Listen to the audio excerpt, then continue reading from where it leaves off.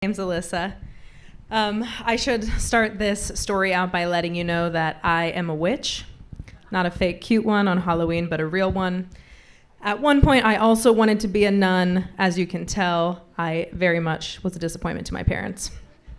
But alas, that information is important for you to understand how I ended up in the middle of this story.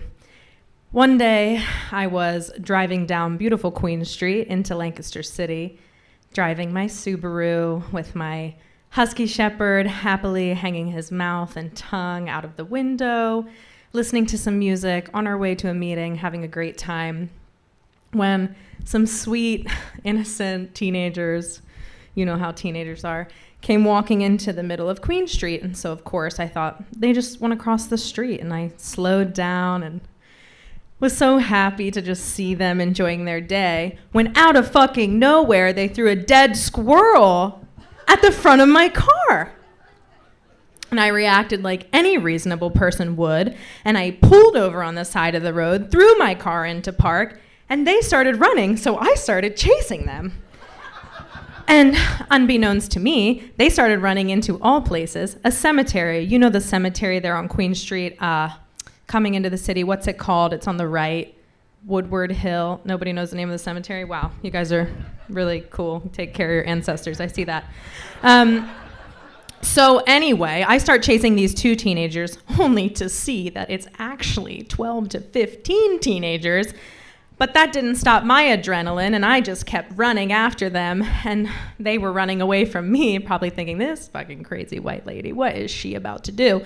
Because I was just sprinting after them, and I had no idea what I was going to do until it occurred to me that, what am I going to do if I catch up to them? Not that I would have caught up to them, but what am I going to do if I catch up to them?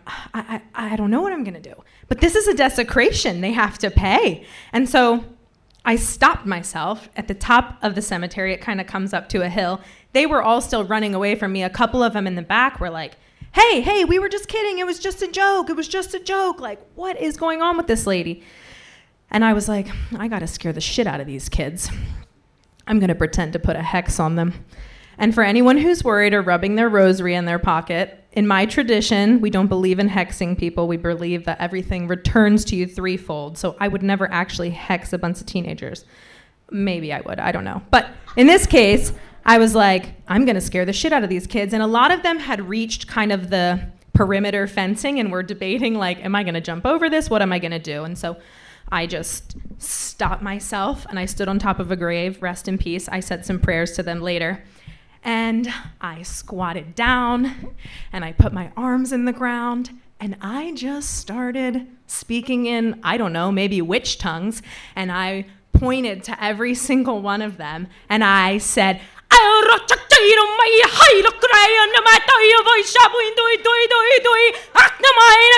now these kids are scared. These kids are terrified. Some of them are coming back like, no. Other ones are just jumping over the fence and running. And I'm like, oh shit, this is working. The power was really coursing through me. And finally, when I was done shouting, then I stopped and I put my hands on my body like any good witch would do. And I nodded at all of them. And they were terrified. And I thought, man, I got to get out of here before they come and try to talk to me.